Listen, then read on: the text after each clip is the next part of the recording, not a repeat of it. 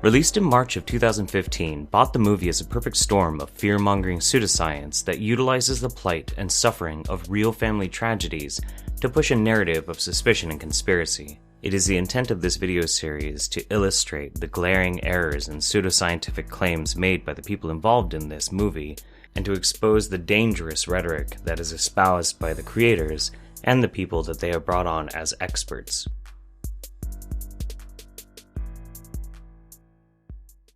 Bot is written and directed by Bobby Sheehan, and it's executive produced by Jeff Hayes. Now, before we get into Bobby Sheehan, we're going to take a little bit closer look at Hayes. Hi, I'm Jeff Hayes. I produced the film you're about to see, Bot.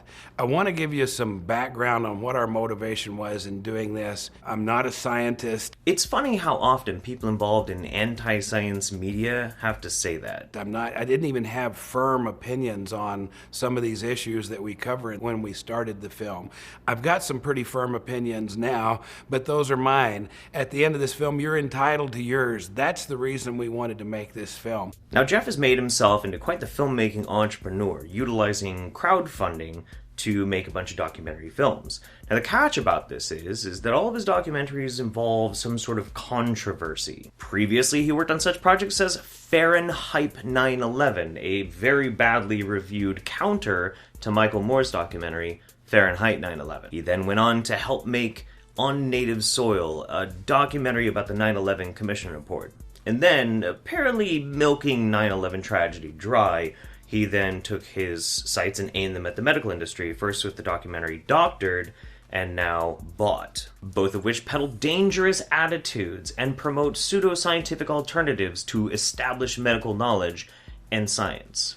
These last two projects were funded solely on the misinformed public, a waiting resource of easily provoked consumers, fearing for their health and succumbing to online hysteria. Using marketing like a painter's brush, Jeff Hayes swept in and easily scoured the public for all the funds he would need to make Doctored and Bot. And in response, the public hemorrhaged money just to make these happen. Bobby Sheehan, on the other hand, seems to be a marginally normal guy who just drank deep from the well of pseudoscience Kool-Aid. You can see that he has genuine concerns in this rambling interview that he conducted with Moms Across America. It's sort of a multi-tiered film because, if you look at how sick our society has become, there really aren't, no one can agree on what the smoking guns are, but use of prescription drugs are not a contributing factor. So you have what is sort of like this very unhealthy triangle where you have, you have the agrochemical companies getting, subsidies from the government to create genetically modified foods. You have, you have people eating those foods and then possibly getting sick from those foods or getting sick from those foods. So then they have to go to Big Pharma because Big Pharma has, the medications and surgeries to take care of the increasing sick population. And then Big Pharma pays big taxes back to the government. So there's like this unhealthy triangle. But what is of greatest concern with Sheehan is his apparent inability to become objective and unbiased when he's talking about how he needs to edit his movie together. Because if we shoot 100 hours worth of material and we're trying to make a 90-minute, 100-minute movie, it's a very difficult selection process. I mean, if we interviewed a bunch of people that we were fighting to figure out, okay, well, how do we pull something out of this interview, make this person, be intelligent or be on point, that's actually easier to do. That's actually easier to do. Now, of course, this clip was specifically selected so that I can showcase now and further on as we progress through these episodes how the filmmakers have been using clever editing to try and make sure that all of their experts, whether they're part of the narrative or not, say things in line with the message overall the filmmakers are trying to push. Now, the real question is, are you trying to make them sound intelligent or trying to tool what they say so that they agree with you? But before we move on, I wanted to share this little gem with you, just to show you how much they pander to the emotions of their audience. The theme of this film is moms. This is, and it comes through in the script. I read all of these comments online of people complaining, oh, well, she's just a mother. And that phrase, just a mother, oh, you're not a virologist, you're just a mother, oh, you're not a scientist, you're just a mother. Those mothers who didn't know how to protect their children, their genes became extinct 40,000 years ago. If you're walking on this earth, you're a long testimony to the generation after generation of mothers who could figure out how to protect their children. Because as we all know, giving birth to a human being trumps 8 years of medical school, or epidemiology, or genetic research. You see, the mommy blogger demographic is the heart and soul of pseudoscience. If you want to appeal to somebody's emotions, what better way than to attack the very fear, the very natural ingrained fear that a mother has for her child. In such a way, this is a clear example of predatory filmmaking. Last on our list is the main interviewer for the movie, Dr. Toni Bark. And despite her having kind of a woo-woo hippie name, she's actually a medical doctor, having gotten her medical degree back in the 80s and actually practicing real medicine until as late as 2003. And it's not clear what would drive an actual medical doctor to abandon all science literacy and all intellectual honesty to instead peddle woo-woo magic water, aka homeopathy, and then try and sell supplements on her website. But here we are. Now, as we progress through this lengthy review, I absolutely discourage anyone from making a drinking game to drink anytime Dr. Toni nods, because you'll probably die of alcohol poisoning within the first 5 minutes. And now that I mentioned it, you're probably not going to be able to unsee it.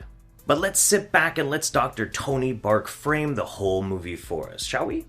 We didn't used to see chronic, debilitating diseases in children until recently. Well, let's see. Childhood mumps epidemics described by Hippocrates, diphtheria outbreaks as described by Celsus in the 1st century, Aetius's childhood consumption of the spine described in the 6th century, the prominent cases in the 11th century by Avicenna describing all sorts of childhood ailments, or hell, why not last century with the rampant spread of childhood polio? No, of course, those things never happened. No kid ever got sick before vaccines and GMOs. Relatively new, what have we introduced? Genetically modified foods, which have genes that have been spliced and mended with other genes from not only different species, but different kingdoms of animal. They're not even closely related. We also have introduced a lot of vaccinations, and in those vaccines, we've got attenuated viruses, we've got aluminum, we've got mercury. Do we know it's the vaccines? Do we know it's the GMO? Do we know it's the food? We don't know. Actually, we do know. We have a legion of researchers, scientists, statisticians, all giving a pretty damn clear answer. But for some reason, Dr. Toni just brushes it all off, simply to sell her homeopathy and her empower male or her goddess power. We know that this is not normal. We know that this is not what children looked like 200 years ago. Oh, well, that's quite right. 200 years ago, 273 children out of 1,000 would die before the age of 5. Nowadays, it's about 3 per 1,000. So that means you have about a 9,000% chance more likely to die before the age of 5 200 years ago than today. Damn math always getting in the way. Now, I want to mention on a serious note, in this review, you will see heartbreaking images of children in very disadvantaged situations with serious problems, ailments, etc. And I will be injecting a lot of humor into this review, but this is not done at the expense of these children. Not at all. Moreover, the main reason that I am so passionate about making this review is I'd like to showcase how much Sheehan, Hayes, and Bark actually monetarily benefit and are thus preying upon the very real human tragedies that these families are experiencing. Now, with these 3 quacks directing this shit show out of the way, let's take a look at these experts they brought on to try and educate the masses. First up is Kelly Brogan, a holistic psychiatrist, and if ever there was a clear case of wasted talent, it would unfortunately be her. When you consider that we have many fundamental unanswered questions, you have to wonder, what is the urgency? And the only answer to that question is profit. Graduating from MIT and then later on to get her psychiatric degree at NYU, Brogan would seem to be on the side of angels, but instead, much like a lot of other people in this movie, she has instead cast off all that sort of thing to write shitty books and to publish bad information on such crap websites like GreenMedInfo. Need more? Well, she once published a paper claiming that the HPV vaccine shows that HPV is actually good for you. Need even more? She once claimed on her Facebook page that an umbilical cord wrapped around a baby's neck is perfectly healthy. Perfectly healthy. No need to worry at all. You might think somebody that has 47,000 mothers watching and reading your website, maybe telling them that it's totally fine if the cord is wrapped around the baby's neck, might be kind of some dangerous fucking information. I mean, you don't think that might put somebody at risk? I'm just saying. Ooh, next up we have Patrick Gentempo, a former chiropractor. All these things have a common thread with things that are going into our body, and the most disturbing aspect of this is the fact that big dollars and big business can buy votes and initiatives within the culture and leads to a fundamental compromise of our human rights. The consequence of which is that our lives and our well-being is all being bought. Ooh, you hear that? You can almost imagine when Jeff Hayes saw this footage, alarm bells are going off in his head. Ladies and gentlemen, we have our title. Now, Patrick here seems to have an anti-establishment distrust of big money, but what he neglects to tell anybody, especially in this interview, is that he runs a holding company that directly invests in alternative medical practices. That's right. He directly stands to gain monetarily from the ideas and the narrative pushed by this movie. In the real world, we call that giant flaming hypocrisy. Who's next? This isn't an angry fight. This isn't a war, despite what the media wants you to believe. This is actually an incredible undertaking of community that's happening. And I see parents doing the research, reading the science. I'm definitely going to say this name wrong, but yes, good old Louise Habakus. She is the author of Vaccine Epidemic. She's also notable because in her book and her website, she likes to push this idea that doing Google searches online is pretty much equal to biomedical research. It's always interesting to me to listen to these featured personalities because they're always depicted as kind of common and widespread. There's just so many people who are in the know. Of course, we will validate your concerns because there's lots of us. But if you actually dig deeper and you start, really looking into some of their names, you start to realize that these people all know each other, they all talk to each other, they go to the same conventions, they review each other's books, and they will verify each other to lend credibility so that the public will actually buy the notion that they know what they're talking about. I mean, this happens all the time. Now, about 13 minutes into the film, Dr. Toni Bark goes and interviews Blair Hamrick and Alan Jones. Both of these gentlemen are whistleblowers for the pharmaceutical industry, and what they uncovered was shocking. And this is not pseudoscience. Nothing about this is pseudoscience at all. What they uncovered was very strong corruption, basically between the representatives that were trying to push these types of pharmaceuticals and the doctors. And it's a very real concern, and it's something that happened. You can look it up, and it was a huge controversy, and it was an important event. Now, what's suspicious about all this is they chose to put this right before they started talking about vaccines, and neither of these men talk about GMOs or vaccines or anything else that's actually in this film. Instead, moreover, I firmly believe that their inclusion was done simply to try and lend some sort of credibility to the further claims inside the movie. Just a quick side note, I reached out to Mr. Hamrick and got a hold of him on the telephone. After a lengthy conversation, he did not necessarily agree with me in the suspicious nature of where they placed his footage, but he and I did have a wonderful conversation, and I wanted to send a personal thank you for spending the time to talk with me. Thank you, Mr. Hamrick. Anyway, in between these interviews with Hamrick and Jones, we have this lawyer talking about this unproven court case against Merck about vaccines.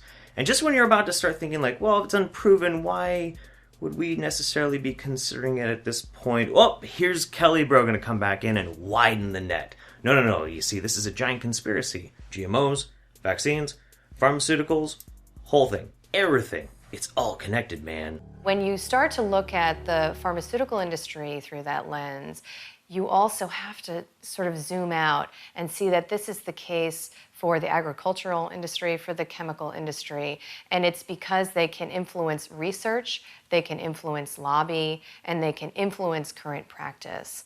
And to follow up after Dr. Brogan's wide-eyed conspiracy theorizing, we have James Chestnut. Whew. Just look at these acronyms.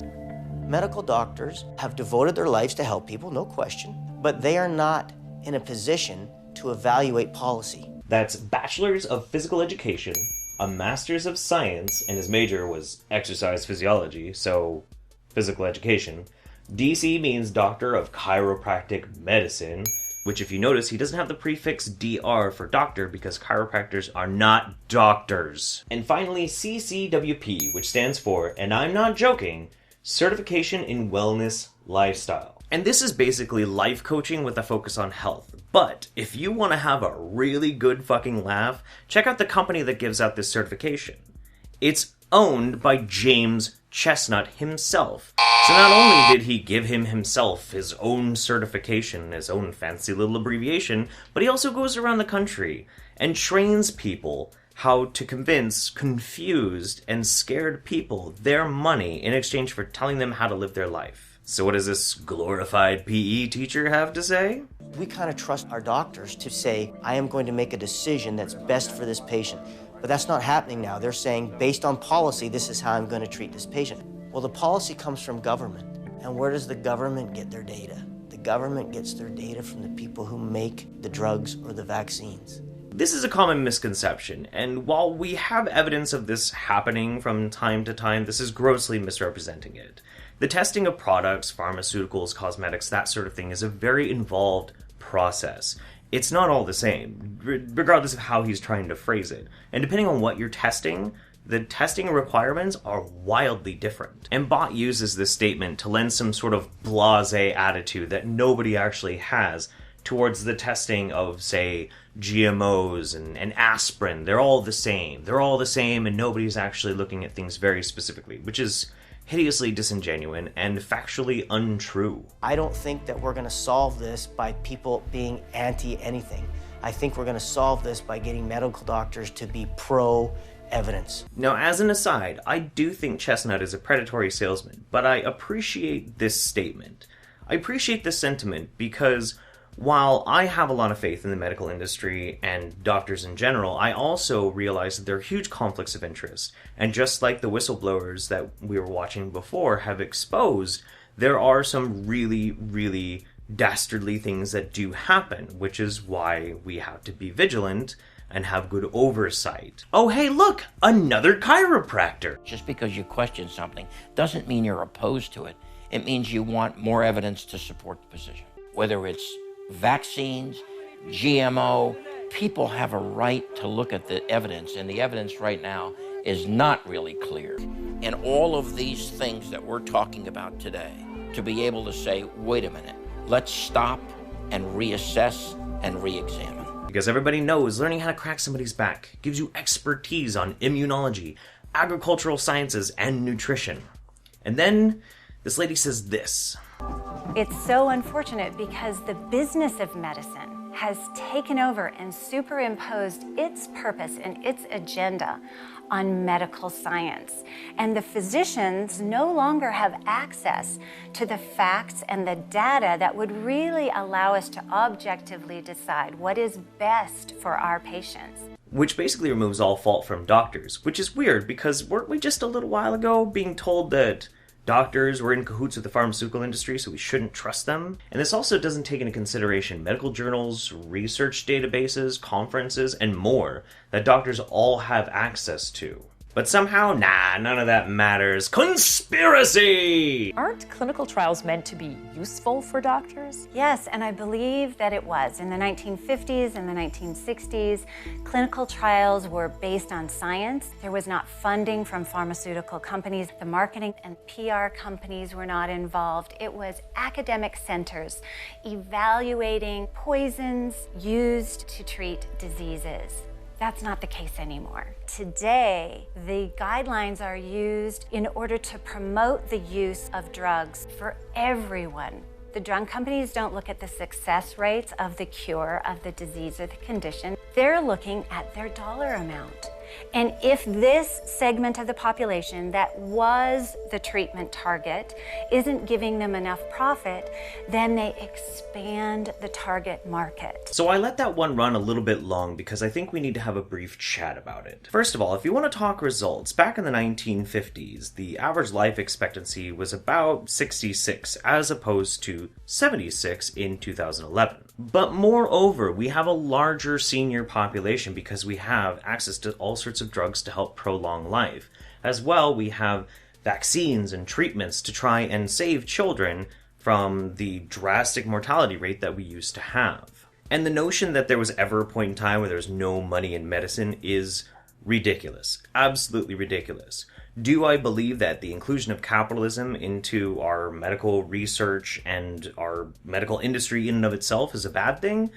No, and yes, and no. Capitalism breeds competition, which also breeds progress. So in some ways, it compels us to have better drugs, more effective drugs, and to try and have the best results possible. However, on the flip side of it, unfortunately, sick people do get taken advantage of, and we see this in some of the corruption that's been exposed in this very complicated situation. But at the same time, while certain pharmaceutical industries stand to gain at the plight and suffering of poor, sick people, well, so do the people who make this film. As I've already shown, and I will continue to do so, these experts that they bring in are largely invested in this because they stand to gain from selling people an idea that really has no validity. They're just as predatory as pharmaceutical companies, they just have a smile instead of a faceless organization. Thank you so much for watching. In the process of putting together this first episode, I realized that I had so much footage I was going to have to chop it up into 2 pieces. As such, the second installment of this will be out next week. Thanks again once more for watching. If you like what I do, please hit the thumbs up button, perhaps subscribe to me to see more, and if you'd really like to, you can always support me on Patreon. And as always, have a fantastic day.